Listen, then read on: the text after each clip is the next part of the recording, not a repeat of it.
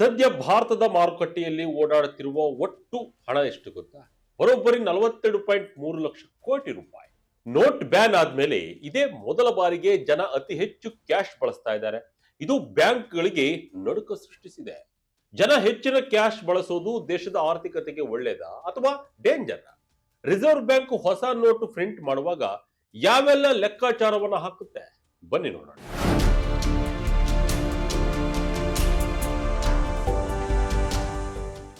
ವೀಕ್ಷಕರೇ, ದುಡ್ಡು, ಹಣ, ಕ್ಯಾಶ್ ಇದರ ಬಗ್ಗೆ ಯೋಚನೆ ಮಾಡದವರೇ ಇಲ್ಲ. ಪ್ರತಿಯೊಬ್ಬರಿಗೂ ನಮ್ಮ ಬಳಿ ಸಾಕಷ್ಟು ಹಣ ಇರಬೇಕು ಅನ್ನೋ ಆಸೆ ಇದ್ದೇ ಇರುತ್ತೆ. ಆದರೆ ನಮ್ಮ ದೇಶದಲ್ಲಿ ಸದ್ಯ ಎಷ್ಟು ನಗದು ಅಥವಾ ಕ್ಯಾಶ್ ಚಲಾವಣೆಯಲ್ಲಿದೆ ಅನ್ನೋದ್ರ ಬಗ್ಗೆ ನೀವು ಎಂದಾದರೂ ಯೋಚನೆ ಮಾಡಿದ್ದೀರಾ? ನಮ್ಮ ದೇಶದ ಕೇಂದ್ರ ಬ್ಯಾಂಕ್ ಆಗಿರುವ ರಿಸರ್ವ್ ಬ್ಯಾಂಕ್ ಆಫ್ ಇಂಡಿಯಾ ಅಥವಾ RBI ದೇಶದ ಬಡತನ ಹೋಗಲಾಡಿಸಲು ತನ್ನ ಪಾಡಿಗೆ ತಾನು ಅನ್ಲಿಮಿಟೆಡ್ ಆಗಿ, ಅಂದರೆ ಇಷ್ಟ ಬಂದಷ್ಟು ಕರೆನ್ಸಿ ನೋಟ್ಗಳನ್ನ ಯಾಕೆ ಪ್ರಿಂಟ್ ಮಾಡಬಾರದು ಅಂತ ನಿಮಗೆ ಯಾವತ್ತಾದರೂ ಅನಿಸಿದೆಯಾ? ಇವತ್ತು ನಾವು ಇದೇ ವಿಚಾರದ ಬಗ್ಗೆ ಮಾತನಾಡಲಿದ್ದೇವೆ. ಸದ್ಯ ಮಾರುಕಟ್ಟೆಯಲ್ಲಿ ನಗದು ಚಲಾವಣೆ ಅಥವಾ ಕರೆನ್ಸಿ ಇನ್ ಸರ್ಕ್ಯುಲೇಷನ್ ಹೊಸ ದಾಖಲೆಯನ್ನ ಬರೆದಿದೆ. ಕೇವಲ 15 ದಿನಗಳಲ್ಲಿ, ಅಂದ್ರೆ ಕಳೆದ ತಿಂಗಳ ಮೊದಲಾರ್ಧದಲ್ಲಿ ಬರೋಬ್ಬರಿ 610 ಬಿಲಿಯನ್ ರೂಪಾಯಿಗಳಷ್ಟು ನಗದು ಚಲಾವಣೆಗೆ ಬಂದಿದೆ. ಇದರಿಂದ ದೇಶದ ಆರ್ಥಿಕತೆಯ ಮೇಲೆ, ಬ್ಯಾಂಕ್ಗಳ ಮೇಲೆ ಏನು ಪರಿಣಾಮ ಬೀರುತ್ತದೆ? ಮಾರುಕಟ್ಟೆಯಲ್ಲಿ ದಿಢೀರ್ ಅಂತ ಇಷ್ಟೊಂದು ಕ್ಯಾಶ್ ಎಲ್ಲಿಂದ ಬಂತು ಅನ್ನೋದನ್ನು ನೋಡೋಣ.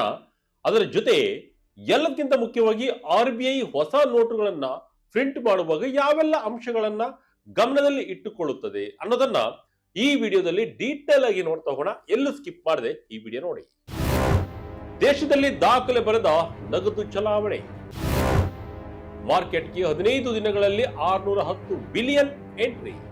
ವೀಕ್ಷಕರೇ, ರಿಸರ್ವ್ ಬ್ಯಾಂಕ್ ಆಫ್ ಇಂಡಿಯಾ ನೀಡಿರುವ ಇತ್ತೀಚಿನ ಡೇಟಾ ಪ್ರಕಾರ ಏಪ್ರಿಲ್ ತಿಂಗಳ ಮೊದಲ 15 ದಿನಗಳಲ್ಲಿ ಮಾರುಕಟ್ಟೆಯಲ್ಲಿ ನಗದು ಚಲಾವಣೆ ಬರೋಬ್ಬರಿ 610 ಬಿಲಿಯನ್ ರೂಪಾಯಿಗಳಷ್ಟು, ಅಂದರೆ ಅಮೆರಿಕನ್ ಡಾಲರ್ ಲೆಕ್ಕದಲ್ಲಿ ಹೇಳುವುದಾದರೆ $6.40 ಬಿಲಿಯನ್ ನಷ್ಟು ದಿಢೀರ್ ಏರಿಕೆ ಕಂಡಿದೆ. ಈ ಮೂಲಕ ಭಾರತದಲ್ಲಿ ಒಟ್ಟು ಚಲಾವಣೆಯಲ್ಲಿರುವ ನಗದಿನ ಪ್ರಮಾಣ 42.3 ಟ್ರಿಲಿಯನ್ ರೂಪಾಯಿಗಳಿಗೆ, ಅಂದರೆ ಸುಮಾರು 42.3 ಲಕ್ಷ ಕೋಟಿ ರೂಪಾಯಿಗಳಿಗೆ ತಲುಪಿ ಹೊಸ ದಾಖಲೆಯನ್ನು ಬರೆದಿದೆ. ಇಲ್ಲಿ ಪ್ರಮುಖವಾಗಿ ಗಮನಿಸಬೇಕಾದ ಅಂಶ ಏನಂದ್ರೆ, ಈ ನಗದು ಬೇಡಿಕೆಯು ಕಳೆದ ವರ್ಷಕ್ಕೆ ಹೋಲಿಸಿದರೆ 11.8% ಹೆಚ್ಚಾಗಿದೆ. 2017ರ ಆರಂಭದಲ್ಲಿ, ಅಂದರೆ ನೋಟು ಅಮಾನ್ಯೀಕರಣ ಅಥವಾ ಡಿಮಾನಿಟೇಷನ್ ಆದ ಬಳಿಕ ಕಂಡು ಬಂದ ಅತಿ ದೊಡ್ಡ ಏರಿಕೆ ಇದಾಗಿದೆ. ಕಳೆದ 6 ತಿಂಗಳಿಂದ ಮತ್ತು ಕಳೆದ ಸಂಪೂರ್ಣ ಆರ್ಥಿಕ ವರ್ಷದಿಂದಲೂ ನಗದು ಬೇಡಿಕೆ ಸತತವಾಗಿ ಏರಿಕೆ ಆಗ್ತಾನೆ ಇದೆ ಎಂದು RBIನ ಡೇಟಾ ಹೇಳ್ತಾ ಇದೆ. ಕ್ಯಾಶ್ ಡಿಮ್ಯಾಂಡ್ ದಿಢೀರ್ ಅಂತ ಹೆಚ್ಚಾಗಿದ್ಯಾಕೆ? ಗ್ರಾಮೀಣ ಭಾಗದಲ್ಲಿ ನಗದು ಬಳಕೆ ಜೋರು.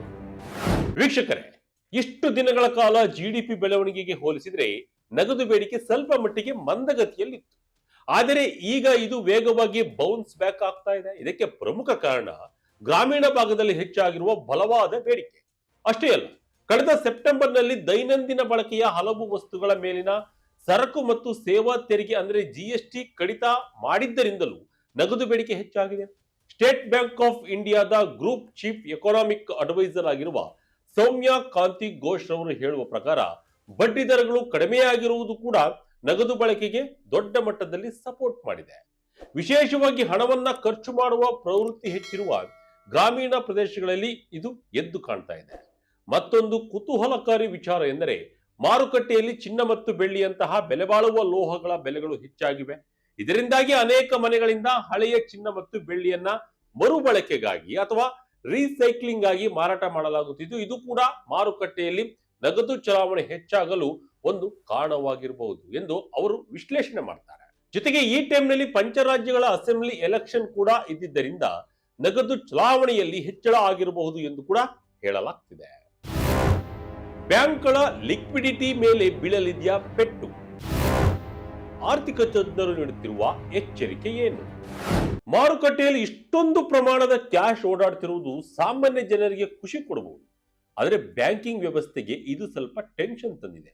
ಯಾಕಪ್ಪ ಟೆನ್ಷನ್? ಒಳ್ಳೆಯ ವಿಷಯ ಅಲ್ವಾ ಅಂತ ನೀವು ಕೇಳಬಹುದು. ಆದ್ರೆ ವೀಕ್ಷಕರೇ, ನಗದು ಚಲಾವಣೆ ಇದೇ ರೀತಿ ಸತತವಾಗಿ ಹೆಚ್ಚಾಗುತ್ತಲೇ ಇದ್ದರೆ ಬ್ಯಾಂಕಿಂಗ್ ವ್ಯವಸ್ಥೆಯಲ್ಲಿನ ಹೆಚ್ಚುವರಿ ಲಿಕ್ವಿಡಿಟಿ ಅಥವಾ ದ್ರವ್ಯತೆಗೆ ದೊಡ್ಡ ಸವಾಲು ಎದುರಾಗುತ್ತೆ ಎಂದು ಆರ್ಥಿಕ ತಜ್ಞರು ಎಚ್ಚರಿಸಿದ್ದಾರೆ.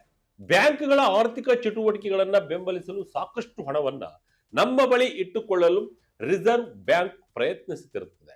HDFC ಬ್ಯಾಂಕ್ನ ನಿರೀಕ್ಷೆಯ ಪ್ರಕಾರ ಪ್ರಸಕ್ತ ಹಣಕಾಸು ವರ್ಷದ ಮೊದಲಾರ್ಧದಲ್ಲಿ ಠೇವಣಿಗಳ ಸುಮಾರು 1% ಲಿಕ್ವಿಡಿಟಿ ಹೆಚ್ಚುವರಿಯಾಗಿ ಇರಬಹುದು ಮತ್ತು ದ್ವಿತೀಯಾರ್ಧದಲ್ಲಿ 0.5ಕ್ಕೆ ಇಳಿಯಬಹುದು.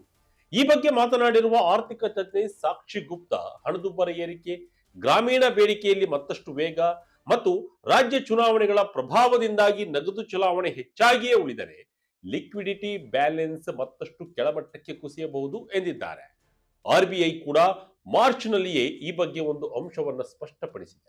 ಅದು ಏನಂದ್ರೆ, ಬ್ಯಾಂಕ್ ಠೇವಣಿಗಳ 0.6ರಿಂದ 1.1ರಷ್ಟು ಹೆಚ್ಚುವರಿ ಲಿಕ್ವಿಡಿಟಿಯನ್ನ ಕಾಯ್ದುಕೊಳ್ಳುವುದರಿಂದ ಪಾಲಿಸಿ ದರಗಳ ನಿರ್ವಹಣೆಗೆ ಸಹಾಯವಾಗುತ್ತದೆ. RBIನ ಹಣಕಾಸು ಒಳಹರಿವು ಬ್ಯಾಂಕಿಂಗ್ ಲಿಕ್ವಿಡಿಟಿಯನ್ನ ಹೆಚ್ಚುವರಿಯಾಗಿ ಇರಿಸಿದೆ. ಆದರೆ ಮುಂದಿನ ದಿನಗಳಲ್ಲಿ ನಗದು ಚಲಾವಣೆ ಹೀಗೆಯೇ ಹೆಚ್ಚಾದರೆ ಅದು ಬ್ಯಾಂಕ್ಗಳ ಲಿಕ್ವಿಡಿಟಿಯನ್ನ ಬರಿದು ಮಾಡಲಿದೆ. ಬ್ಯಾಂಕ್ಗಳು ಸಂಕಷ್ಟಕ್ಕೆ ಸಿಲುಕ್ತವೆ ಎಂದು ತಜ್ಞರು ಮತ್ತೊಮ್ಮೆ ಹೇಳ್ತಾ ಇದ್ದಾರೆ.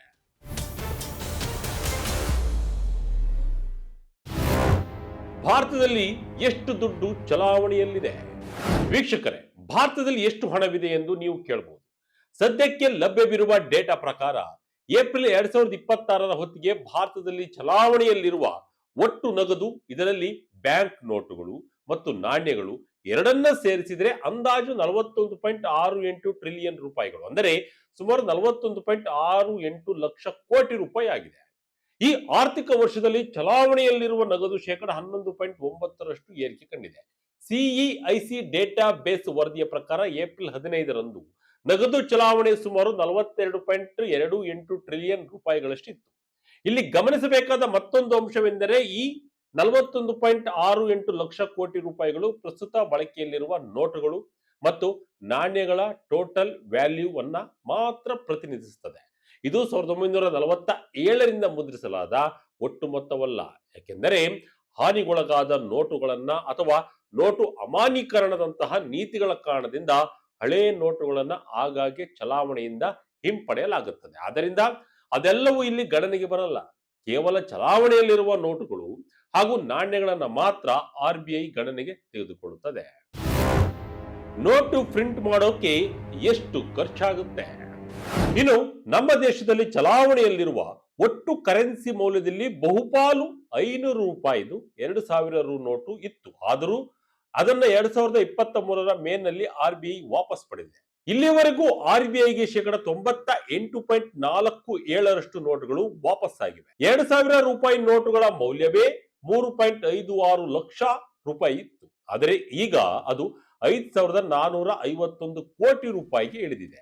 ಈ 2000 ರೂಪಾಯಿ ನೋಟನ್ನ 2016ರಲ್ಲಿ ನೋಟ್ ಬ್ಯಾನ್ ಮಾಡಿದ ಮೇಲೆ RBI ತಂದಿತ್ತು. ಆದರೆ 2023ರಲ್ಲಿ 2000 ರೂಪಾಯಿ ನೋಟನ್ನ ಕೂಡ ಡಿನಾಮಿನೇಷನ್ ಮಾಡ್ತು.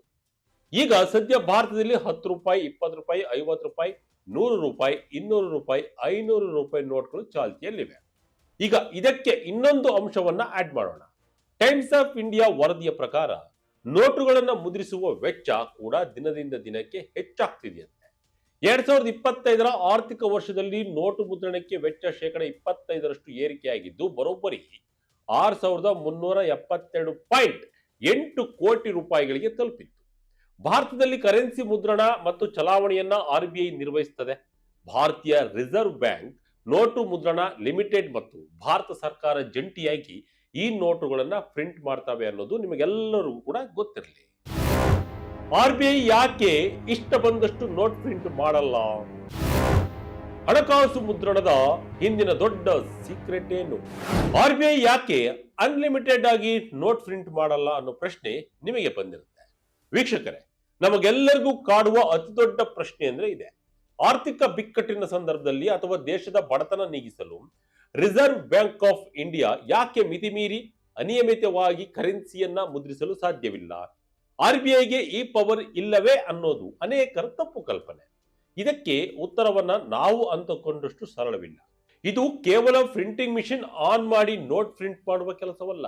ದೇಶದ ನಗದು ಅವಶ್ಯಕತೆ ಮತ್ತು ಕರೆನ್ಸಿ ನೋಟುಗಳ ಮುದ್ರಣವನ್ನ ನಿರ್ಧರಿಸುವ ಅಂಶಗಳು ಪೂರೈಕೆ ಮತ್ತು ಬೇಡಿಕೆ ವಿಶ್ಲೇಷಣೆಯ ಆಳವಾದ ಅಧ್ಯಯನವನ್ನ ಆಧರಿಸಿರುತ್ತವೆ.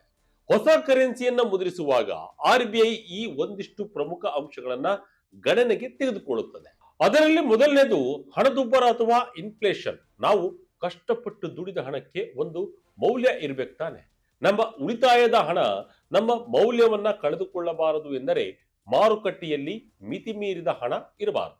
ಅನಿಯಮಿತವಾಗಿ ಹಣವನ್ನ ಮುದ್ರಿಸಿದ್ರೆ ವಸ್ತುಗಳ ಬೆಲೆ ಗಗನಕ್ಕೇರುತ್ತವೆ, ಹಣದ ಮೌಲ್ಯ ಪಾತಾಳಕ್ಕೆ ಕುಸಿಯುತ್ತದೆ. ಇದನ್ನೇ ಹಣದುಬ್ಬರ ಅಂತಾರೆ. ಹಣದುಬ್ಬರವನ್ನು ತಪ್ಪಿಸಲು RBI ನೋಟು ಮುದ್ರಣದ ಮೇಲೆ ಕಂಟ್ರೋಲ್ ಮಾಡಿದೆ.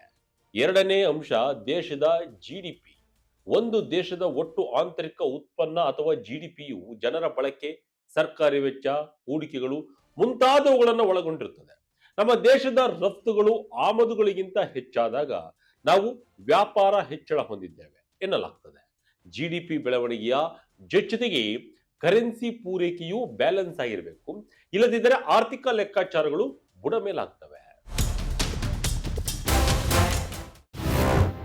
ಏನಿದು RBI ನ ಕನಿಷ್ಠ ಮೀಸಲು ವ್ಯವಸ್ಥೆ? ಹರಿದು ಹೋದ ನೋಟುಗಳ ಕಥೆ ಏನು? ಮೂರನೆಯ ಅತಿ ಪ್ರಮುಖ ಅಂಶ ಎಂದರೆ ಕನಿಷ್ಠ ಮೀಸಲು ವ್ಯವಸ್ಥೆ. ವೀಕ್ಷಕರೇ, ಭಾರತದಲ್ಲಿ RBI ಕೇವಲ ಗಣಕಯಂತ್ರದಲ್ಲಿ ನಂಬರ್ ಟೈಪ್ ಮಾಡಿ ನೋಟ್ ಪ್ರಿಂಟ್ ಮಾಡುವುದಿಲ್ಲ. 1956ರಿಂದ ಭಾರತದಲ್ಲಿ ಕನಿಷ್ಠ ಮೀಸಲು ವ್ಯವಸ್ಥೆಯನ್ನ ಪಾಲಿಸಲಾಗ್ತಾ ಇದೆ. ಈ ನಿಯಮದ ಪ್ರಕಾರ RBI ಯಾವುದೇ ಸಮಯದಲ್ಲಿ ಕನಿಷ್ಠ 200 ಕೋಟಿ ರೂಪಾಯಿ ಮೌಲ್ಯದ ಸ್ವತ್ತುಗಳನ್ನ ಮೀಸಲಾಗಿ ಅಂದರೆ ರಿಸರ್ವ್ ಆಗಿ ಇಟ್ಟುಕೊಳ್ಳಲೇಬೇಕು. ಈ 200 ಕೋಟಿ ರೂಪಾಯಿಗಳಲ್ಲಿ 115 ಕೋಟಿ ರೂಪಾಯಿ ಕಡ್ಡಾಯವಾಗಿ ಚಿನ್ನ ಅಥವಾ ಚಿನ್ನದ ಗಟ್ಟಿ ರೂಪದಲ್ಲಿ ಇರಬೇಕು. ಉಳಿದ 85 ಕೋಟಿ ರೂಪಾಯಿಗಳು ವಿದೇಶಿ ಕರೆನ್ಸಿಗಳ ರೂಪದಲ್ಲಿ ಇರಬೇಕು. ಈ ಮೀಸಲು ವ್ಯವಸ್ಥೆಯ ಆಧಾರದ ಮೇಲೆ ಭಾರತೀಯ ರಿಸರ್ವ್ ಬ್ಯಾಂಕ್ ಆಫ್ ಇಂಡಿಯಾ ಆರ್ಥಿಕತೆಯ ಬೆಳವಣಿಗೆ ಮತ್ತು ಜನರ ವಹಿವಾಟಿನ ಅಗತ್ಯತೆಗಳನ್ನು ಆಧರಿಸಿ ಹೊಸ ಕರೆನ್ಸಿಗಳನ್ನು ನೀಡಲು ಕೆಲವು ಕಟ್ಟುನಿಟ್ಟಾದ ನಿಯಮಗಳನ್ನು ಪಾಲನೆ ಮಾಡುತ್ತದೆ. ಈ ಕನಿಷ್ಠ ಮೀಸಲು ಎನ್ನುವುದು ಆರ್ಥಿಕತೆಯ ಮೇಲಿನ ವಿಶ್ವಾಸದ ಸಂಕೇತವಾಗಿದೆ. ನಾಲ್ಕನೆಯದು ಹರಿದ ಮತ್ತು ಹಾಳಾದ ನೋಟುಗಳು. ನಮ್ಮ ದಿನನಿತ್ಯದ ಬಳಕೆಯಲ್ಲಿ ನೋಟುಗಳು ಹರಿಯುವುದು, ಕೊಳೆಯಾಗುವುದು ಸಹಜ. ಇಂತಹ ಸಾಯಿಲ್ಡ್ ನೋಟುಗಳನ್ನ, ಆದರೆ ಯಾವುದೇ ಪ್ರಮುಖ ಭದ್ರತಾ ಫ್ಯೂಚರ್ಗಳನ್ನ ಕಳೆದುಕೊಳ್ಳದ ನೋಟುಗಳನ್ನ ಬ್ಯಾಂಕ್ಗಳಲ್ಲಿ ಸ್ವೀಕರಿಸಲಾಗುತ್ತದೆ ಮತ್ತು ಸರ್ಕಾರಿ ಖಾತೆಗಳಿಗೆ ಜಮಾ ಮಾಡಲಾಗುತ್ತದೆ. ಈ ಹಳೆಯ ನೋಟುಗಳನ್ನ ನಾಶಪಡಿಸಿ ಅವುಗಳ ಜಾಗಕ್ಕೆ ತಕ್ಕಂತೆ ಹೊಸ ನೋಟುಗಳನ್ನ ಪ್ರಿಂಟ್ ಮಾಡಲಾಗುತ್ತದೆ. ಎಷ್ಟು ನೋಟ್ ಪ್ರಿಂಟ್ ಅಂತ ಡಿಸೈಡ್ ಹೇಗೆ? RBI ಮತ್ತು ಸರ್ಕಾರದ ಜಂಟಿ ಲೆಕ್ಕಾಚಾರ. ವೀಕ್ಷಕರೇ, ಎಷ್ಟು ಪ್ರಮಾಣದ ಹೊಸ ಕರೆನ್ಸಿ ನೋಟುಗಳನ್ನ ಮುದ್ರಿಸಬೇಕು ಎಂಬುದನ್ನ ಲೆಕ್ಕಾಚಾರ ಮಾಡಲು ಒಂದು ನಿರ್ದಿಷ್ಟ ವಿಧಾನವಿದೆ. ಈ ಲೆಕ್ಕಾಚಾರಗಳನ್ನ ಹೀಗೆ ಮಾಡಲಾಗುತ್ತದೆ. ಹೊಸ ಅಕೌಂಟ್ ಸ್ಟಾಕ್ ಮತ್ತು ನಾಶಪಡಿಸಲಾದ ಹಳೆಯ ನೋಟುಗಳ ಬದಲಿ ಬೇಡಿಕೆ ಇವೆರಡನ್ನು ಸೇರಿಸಿ ಅದರಿಂದ ಅಂದಾಜು ಮಾಡಲಾದ GDPಯನ್ನ ಕಳೆಯಲಾಗುತ್ತದೆ. ಈ ಲೆಕ್ಕಾಚಾರದ ನಂತರ ಭವಿಷ್ಯದ ತುರ್ತು ಪರಿಸ್ಥಿತಿಗಾಗಿ ಹೆಚ್ಚುವರಿಯಾಗಿ 5% ಎಮರ್ಜೆನ್ಸಿ ರಿಸರ್ವ್ ಕೂಡ ಇದಕ್ಕೆ ಸೇರಿಸಲಾಗುತ್ತೆ. ಮತ್ತೊಂದು ವಿಚಾರ ಎಂದರೆ ಕೇವಲ RBI ಒಂದೇ ಈ ಎಲ್ಲಾ ನಿರ್ಧಾರಗಳನ್ನು ತೆಗೆದುಕೊಳ್ಳುವುದಿಲ್ಲ. ದೇಶದಲ್ಲಿ ಚಲಾವಣೆಯಾಗಬೇಕಾದ ಕರೆನ್ಸಿ ನೋಟುಗಳ ಮುಖಬೆಲೆ, ವಿನ್ಯಾಸ ಮತ್ತು ಭದ್ರತಾ ವೈಶಿಷ್ಟ್ಯಗಳ ಬಗ್ಗೆ RBI ಭಾರತ ಸರ್ಕಾರದ ಜೊತೆ ಚರ್ಚಿಸಿ ನಿರ್ಧಾರವನ್ನ ತೆಗೆದುಕೊಳ್ಳುತ್ತದೆ. ವಿಶೇಷವಾಗಿ ಗಮನಿಸಬೇಕಾದ ಅಂಶವೆಂದರೆ ₹1 ಮುಖಬೆಲೆಯ ಕರೆನ್ಸಿ ನಾಣ್ಯಗಳು ಮತ್ತು ಇತರ ಎಲ್ಲಾ ನಾಣ್ಯಗಳನ್ನು ಮುದ್ರಿಸುವ ಅಧಿಕಾರ ಸಂಪೂರ್ಣವಾಗಿ ಭಾರತ ಸರ್ಕಾರದ ವ್ಯಾಪ್ತಿಗೆ ಬರುತ್ತದೆ. ನೋಟುಗಳನ್ನು ಮಾತ್ರ RBI ಮುದ್ರಿಸುತ್ತದೆ. ಆದ್ದರಿಂದ ನೋಟುಗಳ ಮೇಲೆ ರಿಸರ್ವ್ ಬ್ಯಾಂಕ್ ಆಫ್ ಇಂಡಿಯಾ, ನಾಣ್ಯಗಳ ಮೇಲೆ ಭಾರತ ಅಂತ ಮುದ್ರಣವಾಗಿರುತ್ತೆ.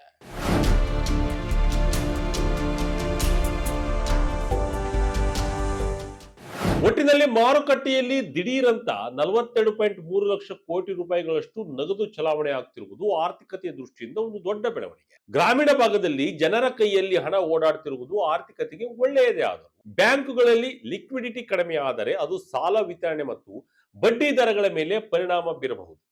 ಹಾಗೆಯೇ ದೇಶದ ಹಣಕಾಸು ವ್ಯವಸ್ಥೆ ಸುಗಮವಾಗಿ ನಡೆಯಲು RBI ಹಣದುಬ್ಬರ, GDP ಮತ್ತು ತನ್ನ ಕನಿಷ್ಠ ಮೀಸಲು ವ್ಯವಸ್ಥೆಯನ್ನ ಬಹಳ ಜಾಗರೂಕತೆಯಿಂದ ನಿಭಾಯಿಸುತ್ತದೆ. ಇಷ್ಟ ಬಂದ ಹಾಗೆ ನೋಟು ಮುದ್ರಿಸಿದ್ರೆ ಜಿಂಬಾಬ್ವೆ ಅಥವಾ ವೆನಿಜುವೆಲಾದಂತಹ ದೇಶದ ಆರ್ಥಿಕತೆಗೆ ಆದ ಗತಿಯೇ ನಮಗೂ ಆಗಬಹುದು. ಹೀಗಾಗಿಯೇ RBI ಪ್ರತಿಯೊಂದು ನೋಟು ಮುದ್ರಿಸುವ ಮುನ್ನ ಸಾವಿರಾರು ಲೆಕ್ಕಾಚಾರಗಳನ್ನ ಮಾಡುತ್ತದೆ. ಮಾರುಕಟ್ಟೆಯಲ್ಲಿ ಕ್ಯಾಶ್ ಹೆಚ್ಚಾಗುತ್ತಿರುವ ಬಗ್ಗೆ ಮತ್ತು RBIನ ಹಣಕಾಸು ನೀತಿಯ ಬಗ್ಗೆ ನಿಮ್ಮ ಅನಿಸಿಕೆ ಏನು? ನಿಮ್ಮ ಅಭಿಪ್ರಾಯವನ್ನ ಕಾಮೆಂಟ್ ಮೂಲಕ ನಮಗೆ ತಿಳಿಸಿ. ಇದಾಗಿತ್ತು ಈ ಕ್ಷಣದ ಇಂಟ್ರೆಸ್ಟಿಂಗ್ ಸ್ಟೋರಿ. ಇದೇ ರೀತಿ ಸ್ಟೋರಿಗಾಗಿ Vijaya Karnataka website, YouTube page, Facebook page follow ಮಾಡ್ತಾ ಇರಿ. ಧನ್ಯವಾದಗಳು.